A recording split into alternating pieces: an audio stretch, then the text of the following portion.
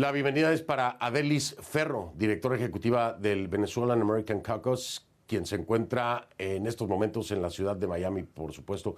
Adelis, bienvenida, gracias por estar aquí, buenas noches. Muchísimas gracias por la invitación, Fernando.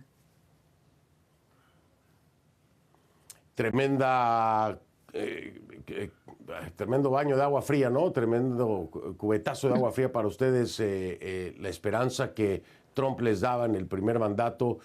Muchos dicen no le dio tiempo, regresa y ahora les hace esto. Adelis, ¿no lo veían venir con el discurso que ya daba Donald Trump sobre el tema migratorio antes precisamente de llevarse a cabo la elección, durante toda su campaña?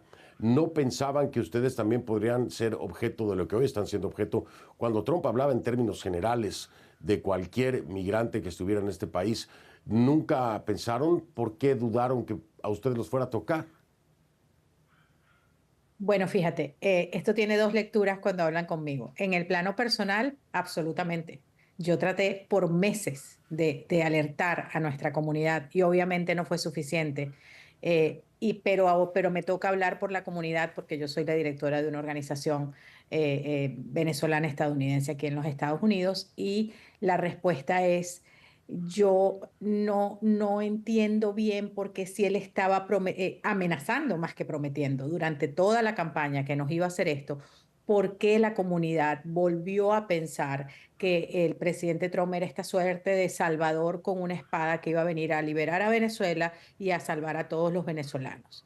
Eh, Lamentablemente, ese apoyo absolutamente radical que la comunidad venezolana ha sentido hacia el presidente Trump se deshizo en cuestión de minutos, porque no solo son los que tú mismo nombraste, casi 600.000 venezolanos o 600, un poco más de 600.000 venezolanos que son afectados por esta medida del TPS, sino que esos 600.000 venezolanos a su vez tienen familias, primos. O sea, cuando sumas todos los afectados y los colaterales afectados, somos fácil, casi que todo el 1.200.000, el 1.300.000 que podemos estar en este momento en este país.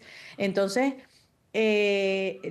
lamentablemente el discurso altisonante de estos hombres que nosotros llamamos caudillos todavía cala muy profundo en nuestra comunidad y creo que estamos pagando las consecuencias de la peor manera posible. Descubrir que finalmente el único interés del presidente Trump y de su administración es cambiar petróleo por vidas venezolanas. Eh, Adelis, dicen que se sienten traicionados y engañados. Y yo encuentro muy difícil poder sustentar esa sensación. ¿A qué me refiero? Una traición es cuando te prometen algo y hacen lo contrario. Eh, y eso no lo hizo Trump.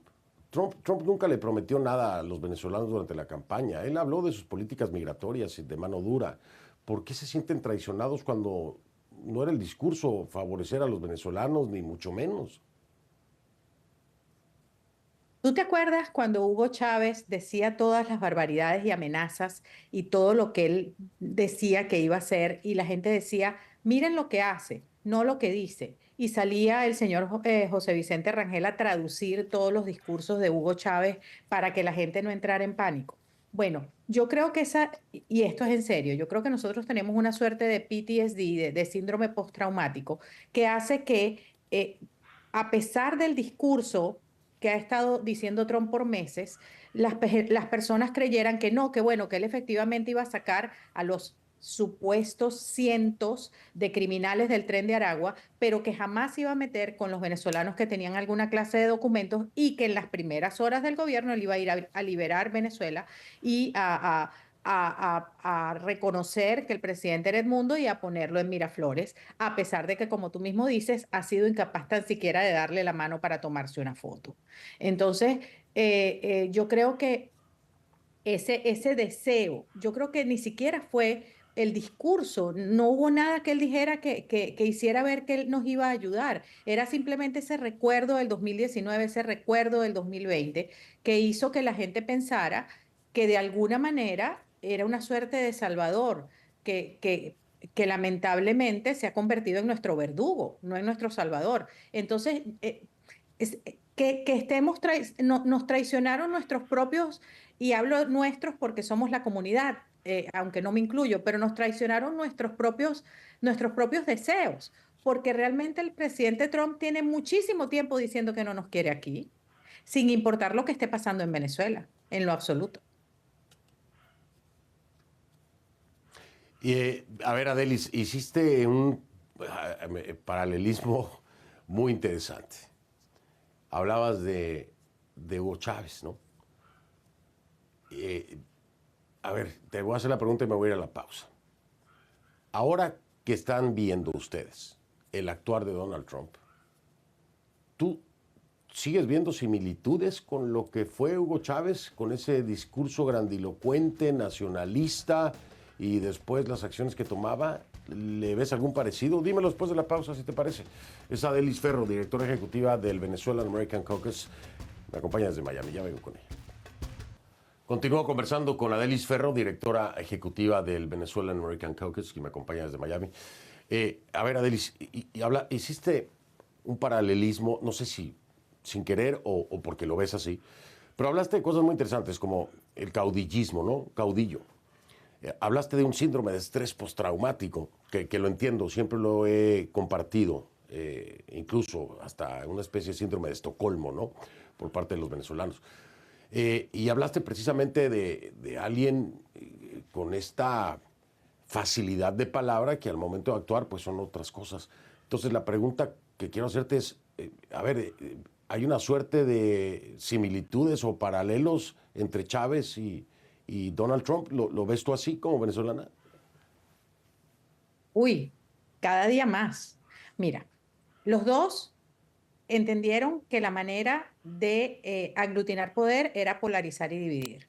Los dos, el difunto Chávez y Trump, tienen un discurso absolutamente populista. Los dos definen a sus adversarios políticos como sus enemigos. Los dos se basan en el mandato popular que obtuvieron. O sea, Chávez lo hizo y ahora lo hace Trump para saltarse los poderes del Estado. En el caso de Trump, está básicamente gobernando tipo emperador vía orden ejecutiva todos los días, desde el primer día que llegó a la presidencia.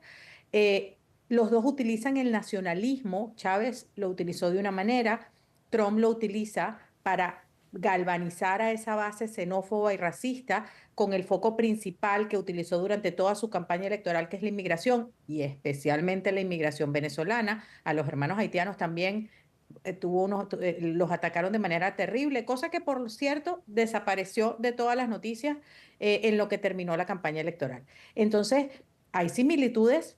Bueno, está ahora, todos los días amenaza un nuevo medio de comunicación, le está impidiendo la entrada a la Casa Blanca a un periodista de un medio de comunicación simplemente porque le hizo una pregunta que no le gustaba o porque Sí. la compañía para la que él trabaja decidió llamar al Golfo de México el Golfo de México y no el Golfo de América. Puedo estar aquí 10 minutos describiéndote similitudes. Es que para ser autoritario no se necesita estar en ninguna parte del espectro político. Los autoritarios son autoritarios donde quiera que estén y se parecen en muchísimas cosas y se unen sin importar en qué parte del espectro político estén. Por supuesto que se parecen. Ahora, ya reflexionando sobre esto, ¿qué me dices y me confirmas? ¿No será que tienen una adicción los venezolanos a eso? A caudillos, basado en este síndrome de estrés postraumático que yo lo ubico en una especie de síndrome de Estocolmo, que el síndrome de Estocolmo es cuando acabas teniendo sentimientos de una relación por tu secuestrador, ¿verdad? Porque tu vida prácticamente depende de esa persona y en el colectivo se desarrolla entonces también una especie de atracción hacia figuras como la de Hugo Chávez. ¿No pudiera ser esto también otra forma de percibir el colectivo venezolano a los líderes? Mira, yo más bien creo que lo que tenemos es un dolor extremadamente profundo por la separación familiar, por la forma como se ha producido esa separación familiar, por el hecho de que tenemos tantos años que no podemos, muchos no hemos podido ver a nuestras familias de nuevo por diferentes razones que tienen que ver con este éxodo y este exilio que todos estamos viviendo, millones y millones de venezolanos. Yo creo que más bien es una desesperación por sentir que alguien podía solucionar el problema, que alguien nos podía salvar. Yo no, yo creo, y yo creo que realmente la población venezolana, especialmente aquí en los Estados Unidos, pero también lo he sentido en muchos venezolanos que están en otros países que nos mandan mensajes por sus familiares que están aquí. El desencanto ha sido tremendo y creo que va a seguir siendo lamentablemente a lo largo de los días y de las semanas y de los meses que vienen cada vez peor, porque ha sido un despertar muy fuerte para muchísimos venezolanos, lamentablemente. Pero yo creo que más que el síndrome de Estocolmo, porque es que él realmente nunca nos salvó de nada, él nunca nos estuvo protegiendo de nada. Yo creo que más bien era ese deseo de que milagrosamente algo pasara y de que alguien que hablaba como hablaba él, con ese canto de sirenas, de cómo la gente le gusta oírlo y no el político tradicional, otra vez comparado con Hugo Chávez, eh, era quien podía venir a Sí. salvarnos como ese el príncipe valiente. Sí, claro, sobre todo después de esa gran frase, ¿no? De todas las opciones están sobre la mesa. Me acuerdo cómo repercutió eso entre los venezolanos en el exilio y la oposición, etcétera. También creo que aquí hay que agregar un tema, me parece, y ya lo platicaremos en otro momento, pero creo que hay una mala interpretación, y siempre lo he dicho, Latinoamérica entiende de forma muy equivocada la izquierda estadounidense. Cuando oyen izquierda piensan en las izquierdas de Latinoamérica. No tiene nada que ver, es completamente diferente. La izquierda estadounidense es una derecha latinoamericana. Es completamente diferente. Entonces, creo que también el tema de que la izquierda, los demócratas, no queremos izquierdas, fue también un factor importante que influyó, pero por una ignorancia y desconocimiento, ¿no?, del sistema político estadounidense. Lo hablaremos en otra El ocasión, coco del Adelis, te agradezco socialismo. mucho el coco, exacto, exacto, es la palabra, pero sin entender el contexto, por ignorantes realmente. Adelis, te mando abrazo, Adelis, estamos en contacto. Yo creo que voy a estar invitándote muy seguido porque esto va en desarrollo y, como tú dices, va increciendo, esto va a ser más fuerte cada día. Mil gracias por aceptar la invitación. Gracias a ustedes por la invitación.